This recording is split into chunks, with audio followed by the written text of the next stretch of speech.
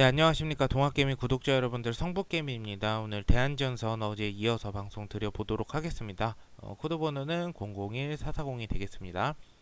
대한전선 오늘 또 하락을 했죠. 근데 아직까지는 제가 어제 말씀드렸죠. 크게 걱정할 필요 없다. 일단은 3거래일에서 5거래일 정도 1700원 지지선을 터치를 못 해주면 그때 가서 걱정하셔도 됩니다. 지금 아직 걱정할 단계 아닙니다, 여러분들. 그래서 크게 걱정하시지 마시고 오늘 종목별 매매 동향 한번 볼게요.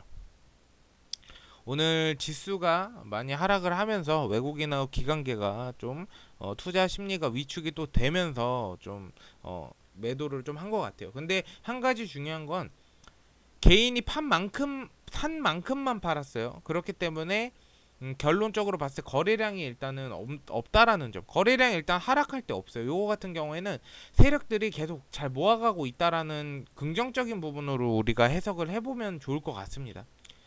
그리고 이 대한전선 같은 경우에 이 차트를 한번 보게 되면은 비슷해요. 사실 어제 설명도 드렸지만 여기부터 제가 차트를 봐야 된다고 했고요. 그리고 사실상 1700원대까지 매물대가 아래에는 크게 없어요. 없기 때문에 충분히 지수만 올라가면 1700원대는 충분히 돌파가 가능한 부분이라고 제가 말씀드렸고요. 그리고 1800원대까지도 충분히 상승은 가능해요. 근데 이제 1900원대 사이에 매물대가 있죠. 그래서 여기서 떨어졌다 빠질 경우가 있으면 있었지 1800원대까지는 충분히 상승 여력이 있다 이렇게 보시면 될 것 같아요. 오늘 코스피 보면은 역시나 2400포인트 밑으로 좀 빠졌고요. 코스닥 같은 경우에도 이제 700포인트 아래로 빠지진 않았으나 그래도 지금 4거래일째 지금 계속 하락을 달려오고 있다 이렇게 보시면 될 것 같아요. 코스피도 똑같고. 그래서 지수 이기는 장사 없다고. 결국엔 종목이 아무리 좋아도 지수가 이렇게 꺾여버리면 이렇게 하락하게 되어 있어요. 근데 여러분들한테 어떤 여느 유튜브 보든 이런 말 할 거예요. 아, 지수 빠지는데 어떡해요? 지수 빠지는데 하락할 수밖에 없죠. 이렇게 말하는데 근거가 항상 있어야 돼요. 그러면 우리가 사실상 이 검색만 해봐도 알 수가 있습니다. 저는 미국장 때문에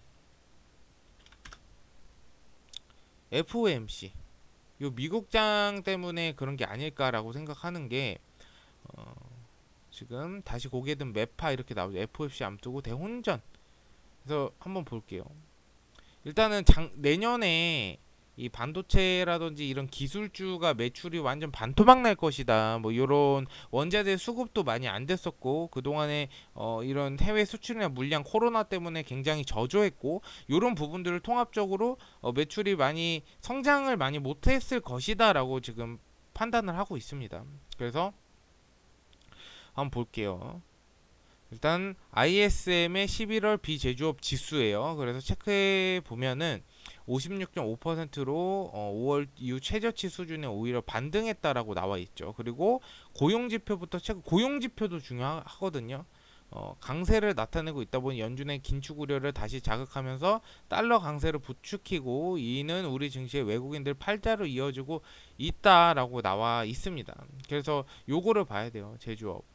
비제조업 PMI 확장. 그리고 이게 사실상 높아져야 되거든요. 비제조업보다 제조업이. 이게 위축이 되면 안 돼요. 이게 완화가 돼야지 위축이 되면 안 된다라는 거죠. 그러다 보니까 요 부분들이 강세를 나타내면서 달러가 강세를 부추기고. 그럼 달러 볼까요? 달러가 또 다시 1200원까지 이제 1300원 아래까지 떨어졌다가 1300원 밑까지 떨어졌다가 이제 1300원 또 초반대 중반대로 갈 만큼 큰 상승을 좀 보여줬죠. 그죠? 긴축 강화 뭐 이런 얘기. 항상 우리는 요게 중요해요. 기술주가 가장 예민하게 반응하는 건 이 양적 긴축이에요. 양적. 이 두 가지 말이 있어요. 양적 긴축과 양적 완화가 있어요. 이게 도대체 뭐 긴축 왜 하냐? 이거 뭔 뜻이냐? 이거 왜 이걸 왜 하는 거냐라고 했을 때 물가가 인플레이션, 스태그플레이션이라고 정확히 보면 돼요. 경제는 계속 안 좋아지는데 이유 없이 물가가 계속 상승한다. 스태그플레이션이거든요. 근데 이게 상승하면 이 물가가 상승하면 금리를 높일 수밖에 없죠. 그래야지 이게 맞춰지니까. 그러니까 물가만 쭉 상승하는데 금리 인상 안 하면 큰일 나는 거죠. 그렇죠, 여러분들. 그래서 그런 부분들로 인해서 이 지수가 코스피 코스닥이 하락하면서 이 대한전선 지수도 하락을 했다. 어쩔 수 없이 기술주기 때문에 그렇게 좀 판단을 해보시면 오히려 좀 마음도 더 편해지시지 않을까라고 생각을 합니다. 그래서 저는 대한전선은 계속 모아가자. 모아가자. 이 말씀밖에 솔직히 드릴 말씀이 없을 것 같아요. 그래서 지금은 계속 모아가서 평단가 어느 정도 낮춰 놓으시면 충분히 1,800원, 1,900원대까지 상승을 할 거고, 만약에 1,900원대를 뚫고 올라간다라고 했을 때는 2,000원까지도 충분히 저는 도달이 가능할 것이라고 판단을 하기 때문에 다시 한번 이 2,000원대를 찍을 확률이 굉장히 높아요. 우리가 잘 보시면 여기서부터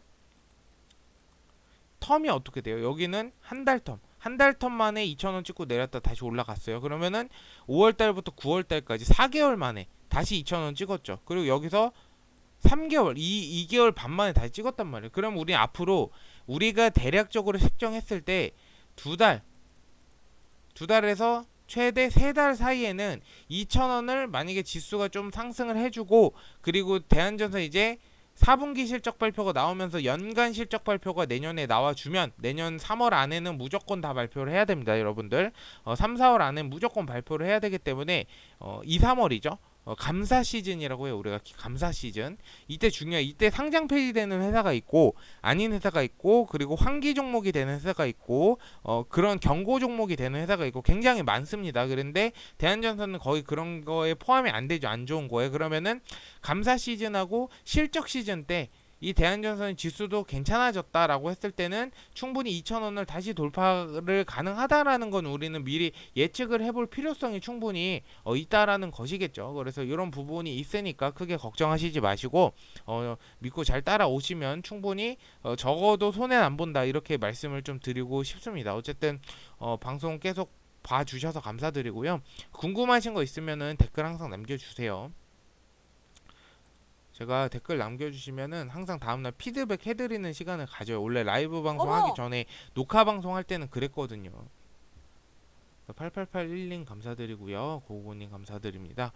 킬루빈님 감사드리고요. 용금승님 감사드립니다. 그래서 여러분들이 생각하는 건 대한전선이 왜 떨어지냐가 중요한 게 아니에요. 대한전선이 왜 떨어지냐 중요한 게 아니고, 왜 이게 어떤 이유 때문에 떨어졌을까? 이 이유는 무엇일까에 대한 거를 우리가 궁금해야지. 이거 왜 떨어졌냐? 이 단순히 여기에 궁금해하면은 여러분들 발전이 없는 거라고 저는 생각을 합니다. 이 떨어진 이유가 있겠지라고 항상 이유를 찾으시면은 분명히 여러분들 마음도 편해지시고, 이유를 알게 되면 내가 한층 더 알게 되었구나라고 생각하기 때문에 오히려 이 종목에 대한 확신이 생기기 때문에 더 맘 놓고 모아갈 수 있는 것이다. 저는 그렇게 판단을 하고 있으니까요. 여러분들 궁금한 거 댓글 남겨주시면 제가 댓글 통해서 다음날 방송 때 다시 한번 피드백 드리도록 하겠습니다. 어쨌든 오늘 방송 들어주셔서 대단히 감사드리고 내일 또 좋은 방송으로 찾아뵙도록 하겠습니다. 감사합니다.